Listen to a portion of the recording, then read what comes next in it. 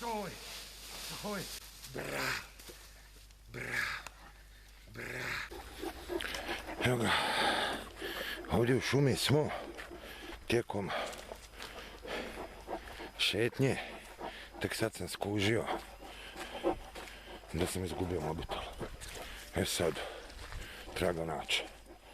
Sad ova dva idiota od dečkiju još su se napaljeni, će vidjeti točno šta uspiti.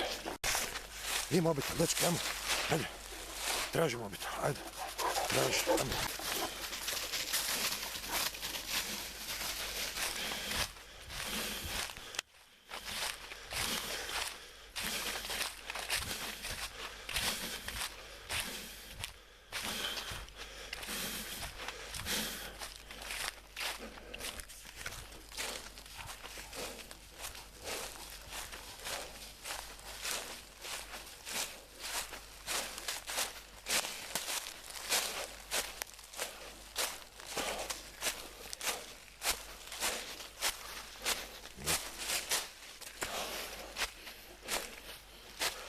Traži, dečki, gdje?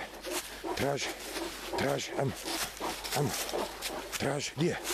Ajmo, gdje? Ajmo.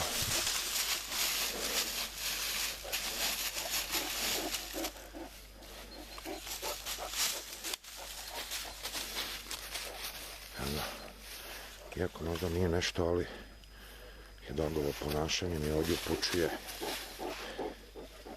Evo ga. Pa bravo, Hid, donesi. Odi, dečko, Hid, donesi mi vamo. Ej, Hidalgo. Bravo, stari, donesi. Bravo, Hid, donesi, Hid. Da pa sad mi ga vrati, Hidalgo. Ej. Bravo, stari, ej. Bravo. Evo ga. Bravo, dečko. Bravo. Radi. Dobro je. Iako, kažem, nije ovo nikakav bio ni trening, ni vježba, nego stvarno izgubio mobitel, a to nije prvi put da sam ga izgubio pa su mi ga našli, zato sam i snimao.